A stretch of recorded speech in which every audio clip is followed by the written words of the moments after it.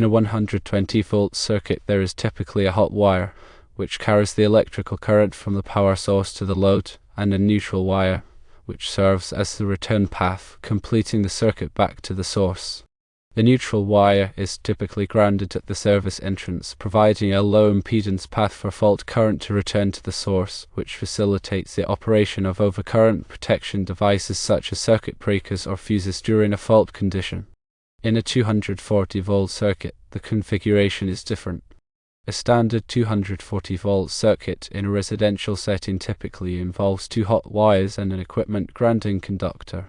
There is no neutral wire in a dedicated 240-volt circuit that powers appliances like a dryer, range, or air conditioner. The two hot wires are 180 degrees out of phase with each other, which means that at any given time, when one hot wire is at its positive peak voltage, the other hot wire is at its negative peak voltage. This phase difference is what allows the circuit to deliver 240 volts. The equipment grounding conductor, often referred to as the ground wire, plays a crucial role in safety. It provides a low impedance path for fault current to return to the source in the event of a ground fault. A ground fault occurs when an ungrounded conductor, such as a hot wire, comes into contact with a grounded surface, such as the metal chassis of an appliance. Without an equipment grounding conductor, this fault current could flow through unintended paths, such as a person touching the appliance, which could result in electric shock. The equipment grounding conductor provides a safe path for the fault current to flow back to the source, tripping the circuit breaker or fuse into energizing the circuit. It's important to understand that the equipment grounding conductor is not intended to carry current under normal operating conditions. It only carries current during a fault. The return path for the current in a 240-volt circuit is through the two hot wires themselves. Since they are 180 degrees out of phase, the current flows from one hot wire to the load and then back to the other hot wire, effectively completing the circuit. There is no need for a separate neutral wire to carry the return current because the two hot wires serve as both the supply and return paths. Consider a 240 volts electric dryer. It has two hot wires that supply the 240 volts needed to power the heating element. The current flows from one hot wire through the heating element and back to the other hot wire. The equipment grounding conductor is connected to the metal frame of the dryer. If a hot wire were to come loose and touch the frame, the equipment grounding conductor would provide a path for the fault current to flow back to the breaker panel, tripping the breaker and preventing a potential electric shock hazard. In summary, in a 240-volt circuit with two hots and an equipment ground, the return path for the current is through the two hot wires themselves due to the 180-degree phase difference. The equipment grounding conductor is a safety feature that provides a low impedance path for fault current to return to the source in the event of a ground fault. It's crucial to ensure that the equipment grounding conductor is properly installed and connected to provide effective protection against electric shock. The NEC National Electrical Code provides detailed requirements for grounding and bonding of electrical systems to ensure safety. Article 250 of the NEC covers grounding and bonding requirements. These requirements are designed to minimize the risk of electric shock and fire. Some key aspects of grounding and bonding include the following. Firstly, grounding the electrical system. This involves connecting the neutral conductor to ground at the service entrance. This provides a reference point for the electrical system and helps to stabilize the voltage. Secondly, bonding the non-current carrying metal parts. This involves connecting all metal parts of the electrical system, such as metal conduit, enclosures, and equipment frames, to the equipment grounding conductor. This creates a low impedance path for fault current to flow back to the source. Thirdly, using the correct size of grounding and bonding conductors. The size of the grounding and bonding conductors must be adequate to carry the maximum fault current that could occur in the system. The NEC provides tables that specify the minimum size of grounding and bonding conductors based on the size of the overcurrent protection device. Ground fault circuit interrupters, or GFCIs, are also an important safety device that can help to prevent electric shock. GFCIs monitor the current flowing in the hot and neutral conductors of a circuit. If there is a difference of 5 mA or more, the GFCI will trip, interrupting the circuit and preventing electric shock. GFCIs are typically required in wet locations such as bathrooms, kitchens, and outdoor areas. Arc fault circuit interrupters, or FSIs, are another type of safety device that can help to prevent fires. FSIs detect arc faults, which are dangerous electrical arcs that can occur in damaged or deteriorated wiring. When an FSI detects an arc fault, it will trip, interrupting the circuit and preventing a fire. FSIs are typically required in bedrooms and other areas where people sleep. Proper grounding and bonding are essential for the safe operation of electrical systems. By following the requirements of the NEC and using safety devices such as GFCIs and FSIs, the risk of electric shock and fire can be significantly reduced. In addition to the two hot wires and equipment grounding conductor, some 240-volt circuits may also include a neutral wire. This is typically the case when the 240-volt circuit is used to supply both 240 volts and 120 volts loads. For example, a 240 volts electric range may have a neutral wire to supply the 120 volts needed to power the oven light and electronic controls.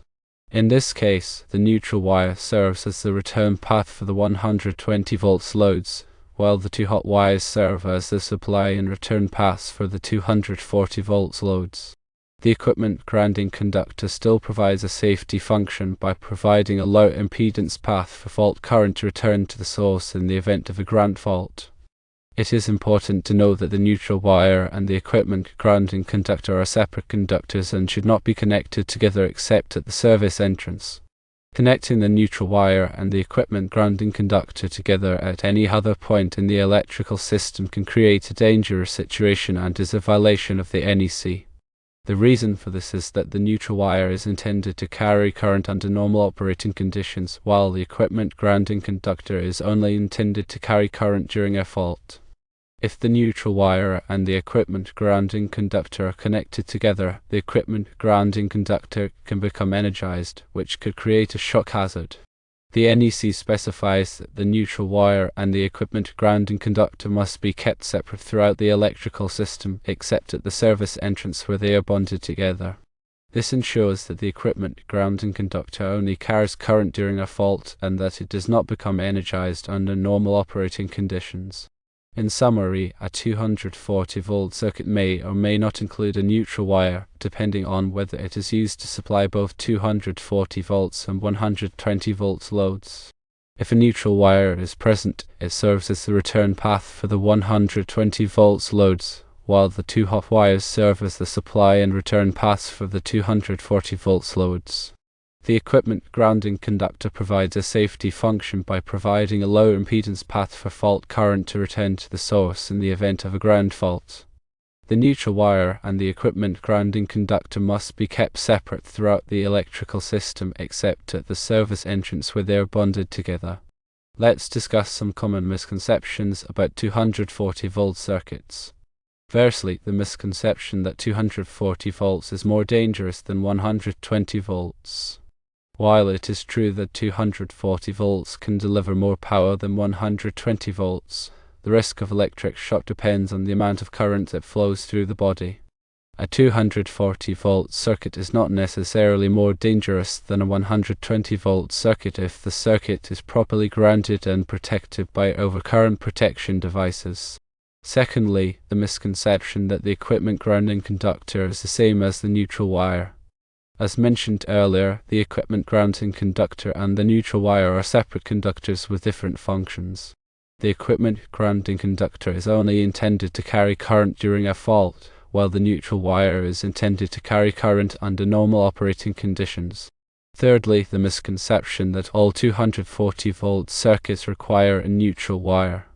As explained previously, some 240-volt circuits do not require a neutral wire if they are only used to supply 240 volts loads.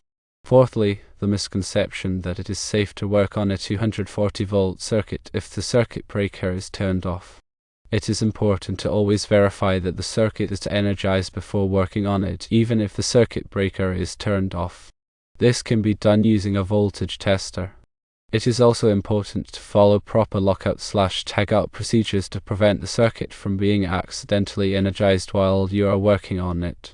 Fifthly, the misconception that you can use a smaller gauge wire for a 240-volt circuit than for a 120-volt circuit.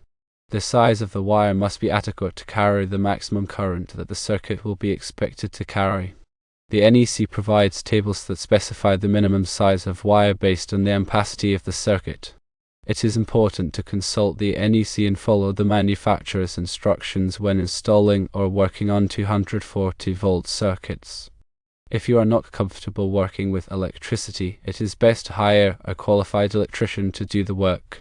Working with electricity can be dangerous, and it is important to take all necessary precautions to protect yourself from electric shock. In addition to the safety aspects, understanding the operation of 240-volt circuits is also important for troubleshooting and maintenance. If a 240-volt appliance is not working properly, it is important to be able to diagnose the problem and determine the appropriate course of action. This may involve testing the voltage at the appliance, checking the circuit breaker, and inspecting the wiring for any signs of damage. It is also important to be familiar with the different types of 240-volt appliances and their specific requirements. For example, some 240-volt appliances require a dedicated circuit, while others can be connected to a multi-wire branch circuit.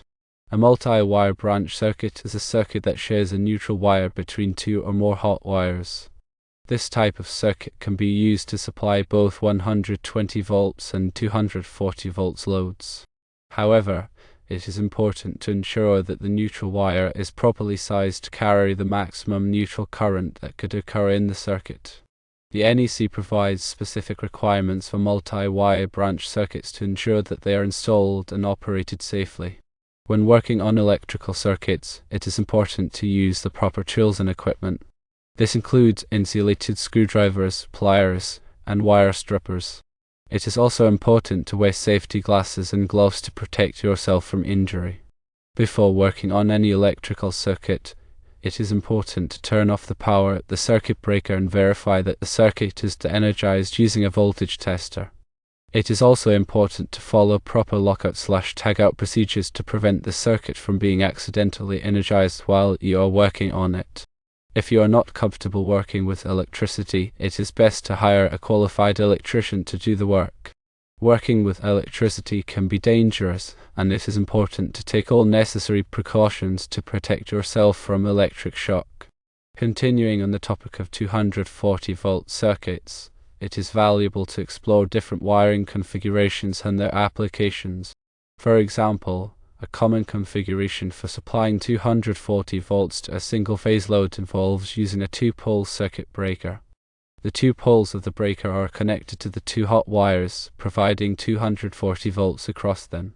This configuration is typically used for appliances such as electric dryers, ranges, and water heaters. Another configuration involves using a three-pole circuit breaker to supply 240 volts to a three-phase load. In this case, the three poles of the breaker are connected to three hot wires, each carrying a different phase of the three-phase power.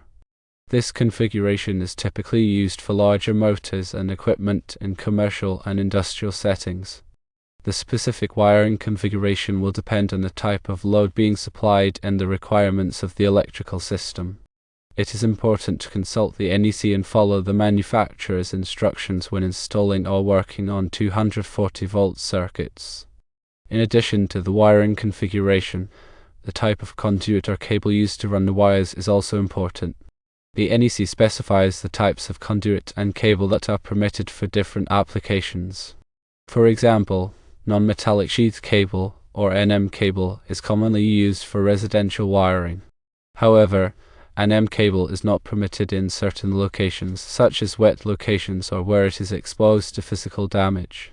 In these locations, other types of conduit or cable, such as rigid metal conduit, or RMC, or electrical metallic tubing, or IMT, may be required. The type of conduit or cable used must be appropriate for the environment and the application. It is also important to ensure that the conduit or cable is properly supported and secured. The NEC provides specific requirements for supporting and securing conduit and cable. These requirements are designed to prevent the conduit or cable from being damaged or pulled loose. Proper support and securement are essential for the safe and reliable operation of the electrical system. When working on electrical circuits, it is important to use the proper wiring methods. This includes using the correct size and type of wire connectors, making sure that all connections are tight and secure, and properly insulating all exposed wires. It is also important to avoid overloading circuits. Overloading a circuit can cause the wires to overheat, which can lead to a fire. The NEC specifies the maximum amount of current it can be safely carried by different sizes of wire. It is important to consult the NEC and follow the manufacturer's instructions when installing or working on electrical circuits.